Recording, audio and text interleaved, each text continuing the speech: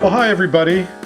Welcome to another episode of Chats with the Cats. I'm your host, Brad Stone, here on soulandjazz.com. And with me today, I'm very, very excited to have pianist, composer, visionary, Kris Davis is joining me. Kris, welcome to the program. Thanks, Brad. Thanks for having me. So, I want to start off by talking about your new album, and we'll get into some of your background here in a little bit. But your new album is behind me here. There it is. It blends well into your books. Yes, the Kris Davis Trio, Run the Gauntlet, with Robert Hurst and Jonathan Blake. It's on this wonderful label that puts out a lot of progressive jazz, is what I would say. Adventurous music, some people might say avant-garde, but definitely challenging music, but important music to be heard. Pyroclastic Records. I love this label. And for those of you who listen to my program regularly, you probably have heard a track from this album. And I was very fortunate to have gotten to see this same trio just a few weeks ago at the Coambwa Jazz Center in Santa Cruz, near my home and studios here. And boy, that was just a great experience, Kris. I was really glad that I was able to be there for that. Oh, thank you. Thanks for being there. It was fun for us. Well, I could tell the interplay between the three of you. The great Robert Hurst on bass and the incredible Jonathan Blake on drums, and you at the piano, and just, I could tell that you guys were having fun and just enjoying yourselves, and that, the audience picks up on that. Yeah, for sure. For the longest time when I play piano, I would just look down and close my eyes, and I still kind of want to do that all the time. But in the last few years, especially I was playing with Dave Holland's quartet the last few years, and Dave's always looking up and smiling and just like recognizing when there's moments of connection, and I just enjoyed that experience. And I thought, I'm gonna try to look up more and like communicate with my eyes more with the band, and we have that with the trio, and it's really fun. It's interesting that you bring up Dave. I remember seeing Dave a few years ago in Spain at the Jazz Al Dia, and I don't remember if you were on piano in that setting or not, but I do remember being in the front row and Dave looking up and our eyes connected, and I don't know if he recognized me or not. I was surprised that he did, but he had this big smile on his face, like, hey, you're there, man. That's really cool. So it was really great the way that your trio connected with the audience. And, particularly because, your music, it can be challenging at times. It can be what some people would describe as avant-garde or progressive, with some really advanced harmonic stuff going on. And then at other times, it can be just really lush and beautiful and melodic. I personally love that kind of stuff, and a lot of people in the audience in Santa Cruz were digging on that too. I like to watch the audience, totally. As well, and it was nice to see. Yeah, I hear you about the challenging, kind of exploratory, adventurous music. I'm definitely drawn to that kind of music. Although I would say the last 5 years, since I started playing with Terry Lynn Carrington, kind of bringing like the groove element into the music has been really important. And, I love groove-based music. I wasn't always playing that way or writing music for grooving music. But in the last 5 years, I've kind of moving in that direction, and it's been really interesting to take kind of these contemporary classical systems and approaches that I've used in different contexts in my writing and bring that to groove-based music and see what's possible. So that's kind of the zone I'm in right now. Yeah, it's kind of fun to hear the intersection between those, different types of musics. So you grew up in Vancouver. Is that correct? Do I have that right? I was born in Vancouver, but I grew up in Calgary, in Ah, Canada. okay. Yeah. And early influences? Yeah. I mean, I started playing classical music when I was 6, and I wasn't listening to it. I was learning it through playing the music, really. So I guess I would say early on, the kind of classics, Beethoven, Mozart, and then later on, Bartok became really important for me. And then I got into more mainstream jazz and got obsessed with Miles Davis and Herbie Hancock and Keith Jarrett. I listened to those standards records. That was like the soundtrack of my of my growth as a musician. And of course, Bill Evans and so many, and then some other, other things that are way not that, like tribal tech. I tell them I love tribal tech. They were like, "What? How can you like tribal tech?" But that was the soundtrack of my early development. So some wide ranging things. And then I got into more improvised music, and I fell in love with Paul Blaze playing and Cecil Taylor, and started blending elements of contemporary classical music and my interest in that with Georgi Ligeti and Messiaen. And I have a pretty wide range of interests and influences. And yeah. I think, in listening to your music, not just the latest release, but your earlier releases, and you have quite a few, we'll talk about that, but I definitely hear all those influences, coming through in your music and in your compositions, and that's, I think, one of the reasons that I'm really drawn to it. So what about significant teachers that you've had on the piano? There's been a lot. Well, first, Kevin Wilms was my middle school band teacher, and he was the one who introduced me to Miles Davis and Herbie Hancock, and his excitement around the music was infectious for myself and for my other bandmates at school. For the piano, I don't know if you know Gary. I went to school in Toronto, at the University of Toronto, and studied with a great pianist named Gary Williamson. It's probably not so well known, but he had this really interesting story about learning a piano technique from Liszt that kind of made its way up into Canada through various teachers.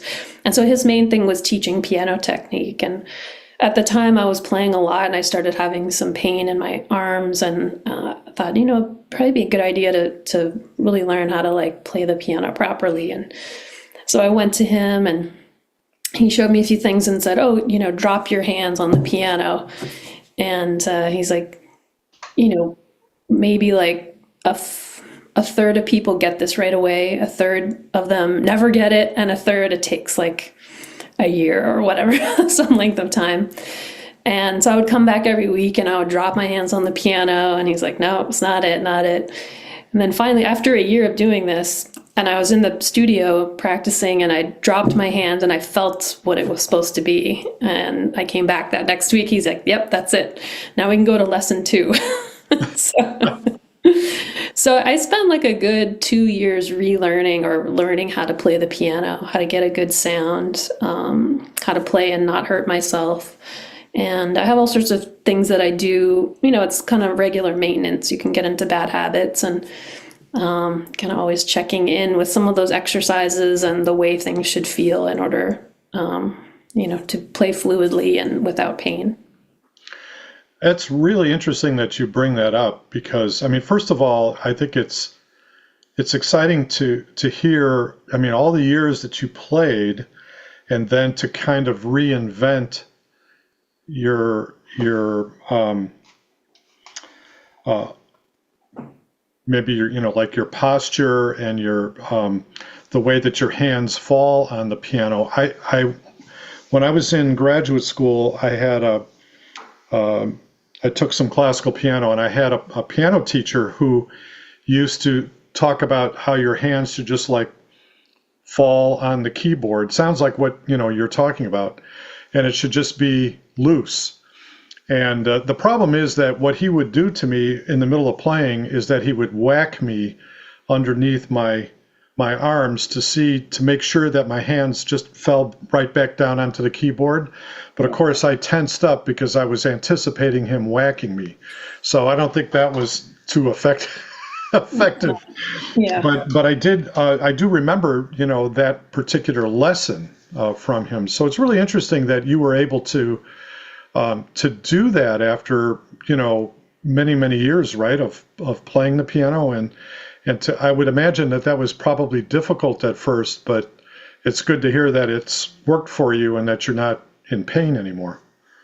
Yeah, it was a frustrating process for sure, especially after working on it for a year. And when you're basically using gravity and the weight of your arm to generate the sound, and you're retraining your muscles and the way your brain is thinking about that physicality of connecting to the instrument. So it was an uphill battle, but once I hit that, it was really that first step that opened the door for everything else, which there's all sorts of things there's too many things to go into now. but Sure. but it was just that first step of really feeling what it feels like to play relaxed and use gravity to generate the sound. Well, you have not only a great sound on the piano, but just amazing technique. You're very fluid, and I always watch piano players for their left hand, and you have a great one. So thank you. so I want to get back to the new album. So we talked about that, but then I was looking at your discography, and I have a few of them and have played them over the years on the radio, but you actually have pretty extensive discography. For someone your age, you've got a lot of albums out. I do. I think I've recorded one every year, or maybe sometimes twice in one year and not another year. So there's probably about 25 out. Yeah, that's pretty impressive. I do remember specifically playing the Paradoxical Frog group with you in it on the air, and your previous album. And I'd encourage our listeners, if you're digging the new album, and I certainly would encourage everyone to pick up a copy of the new album, whatever sort of format you prefer, whether you like CDs like me, or you prefer digital downloads, or did you do an LP version of this one, Kris? No, we're not making LPs for the label, unfortunately. Yeah. Well, maybe someday. But I would also encourage the listeners to go back and dig into her discography and pick up some of the earlier releases, because they're definitely worth checking out. So what about touring, Kris? Are you still on tour? Are you still doing some dates? Yeah, we're doing a lot with the trio next year. We're playing at the Village Vanguard again, the 7th through the 12th of January.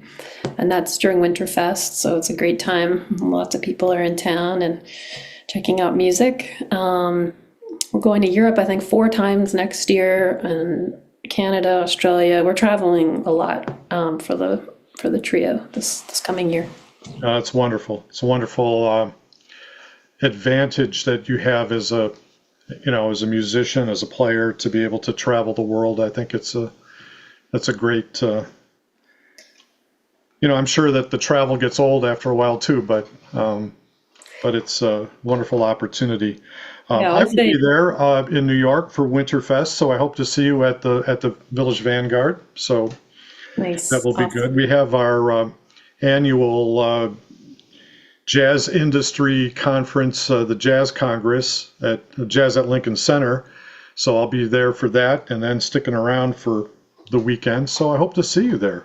Awesome. Great. That will be really, really great. Yeah, please come say hi. I definitely will. And I'll drag some people with me. Well, I won't have to drag them, but uh, so I always like to ask artists a question to kind of reveal a little bit more about yourself and your interests outside of, the obvious, your music. But is there somebody else's music, perhaps an album that you've been checking out lately that you've been excited about, or maybe a recent movie that you saw, or a book that you've read, something like that, that can give us a little glimpse about, who Kris Davis is? Yeah, well, there was an article that came out in the Times a few weeks ago about piano trios and how they're making a comeback at the moment. And that was really great. There was a list of albums that I wanted to check out. And one of the albums from that article that I just love is Tyshawn Sorey's new trio. I think it's called Susceptible Now or something like that. But that first track on that album is really, really beautiful and special. So I've had that on heavy rotation as of late. And also the Matthew Shipp trio that was mentioned in the article. Something like new, I'm so bad at titles, but the new approaches or something at the piano trio, something along those lines. But it's also really, really great. That first track is also very special. Well, Matt's an incredible player, as you know, and Tyshawn, I think, is really one of our really very special modern composers. Yeah, not just a musician, but as a composer, I think he's very significant and important. I'm gonna have to find that article. Maybe you can send me a link, because I have a particular love for, and my listeners know this because they always expect it every week. I have a particular love for piano trios, so I definitely want to learn more. Yeah, you need to know about this article. definitely. Well, Kris, thank you so much for taking the time to speak with us. We're recording this on a Saturday, so I'm eating up part of your Saturday. So really appreciate you spending some time with us, and I look forward to seeing you in New York in January. Yeah, I look forward to seeing you too, Brad. Thanks for having me. It's great to chat. Great. Thanks so much. Take care. Take care. Bye. Bye.